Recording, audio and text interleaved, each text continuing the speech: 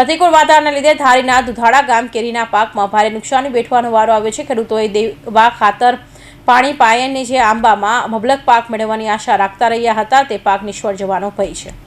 આમ જોઈએ તો અમરેલી જિલ્લાનું ધારી તાલુકો ગીર વિસ્તારમાં આવેલ છે। સિંહોનો વસવાટ કરે છે ત્યારે સોળે કળાએ કુદરતી સૌંદર્ય ખીલી ઉઠે છે।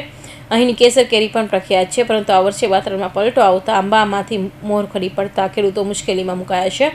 ત્યારે વાત કરીએ ધારી તાલુકાના દુધાળા ગામ કેસર કેરી માટે પ્રસિદ્ધ છે। દુધાળા ગામની કેસર કેરી ઠેક વિદેશ સુધી જાય છે।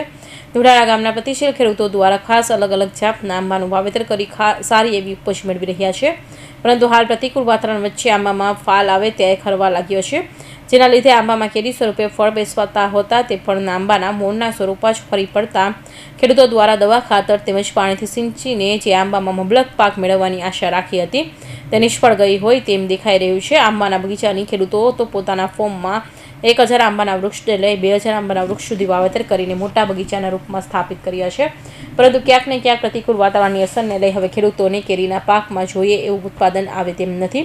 ધારીના દુધાળા ગામ ભાગ્યાથી ખેતી કરવા તમામ ખેડૂતોને હવે રાતા પાણીએ રોવાનો વારો આવ્યો છે। મારું નામ હિંમતભાઈ ગંગદાસ ધરંગપરિયા, ગામ દુધાળા, તાલુકો ધારી, જિલ્લો અમરેલી।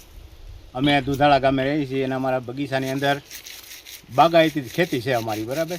અને અમારા બગીચાની અંદર ફાલ તો ખૂબ આવ્યો હતો પુષ્કળ, પણ હવામાનને કારણે બધું ખરી ગયું છે।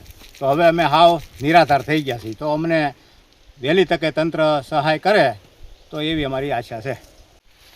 મારું નામ રજનીભાઈ ધીરુભાઈ બરવાળિયા, ગામ દુધાળા, તાલુકો ધારી, જિલ્લો અમરેલી। શું આંબામાં કેરી કેમ નથી આવી? પણ કુદરતી હવામાનના હિસાબે હાલ તો આવ્યો હતો પણ ખરી ગયો। તો હવે શું આશા છે? હવે તો બાગાયત ખાતું સહાય આપે સર્વે કરીને। નમસ્કાર દર્શક મિત્રો, અમરેલી જિલ્લામાં ચાલુ વર્ષે આંબા પાકની અંદર 2 તબક્કાની અંદર ફ્લાવરિંગ આવેલ હતું, જેમાં પ્રથમ જે તબક્કો હતો એ તબક્કામાં ખૂબ સારું ફ્લાવરિંગ આવેલ। ત્યારબાદ એની અંદર અનુકૂળ પરિસ્થિતિ ન થતાં ફળોનું બંધાણ જોવા મળેલ હતું નહીં। ત્યારબાદ બીજા તબક્કાની અંદર જે ફ્લાવરિંગ આવેલ હતું તે સમય દરમિયાન અનુકૂળ પરિસ્થિતિ થતાં એની અંદર ફળો બેસેલ હતા। હાલમાં બાગાયત કચેરી દ્વારા આંબા પાકનું સતત ક્રોપ મોનિટરિંગ કરવામાં આવી રહ્યું છે। ચાલુ વર્ષે જે ઉત્પાદન થવાનું છે તે સરેરાશ ઉત્પાદકતા છે તેના કરતાં ઓછું રહેવાની સંભાવના છે।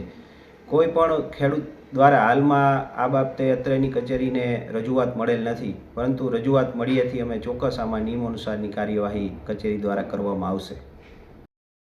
વાતાવરણની અસર, મોંઘું ખાતર અને મોંઘી દવાનો છંટકાવ ખેડૂતો માટે હવે ખરેખર પોતાની મહેનતથી જતન કરેલા આંબામાં જ્યારે આંબાનો પાક નિષ્ફળ જાય તેવી દહેશત ફેલાઈ છે। દુધાળા ગામના ખેડૂતો પ્રતિકૂળ વાતાવરણને લઈ આંબામાં આવેલા ફાલ ખરી જવાને લીધે ચિંતિત બન્યા છે। સરકારશ્રી દ્વારા બાગાયતી ખેતીનું સર્વે કરાવી વળતર ચૂકવે તેવી ખેડૂતો માંગ કરી રહ્યા છે। અશોક મણવર, અમરેલી।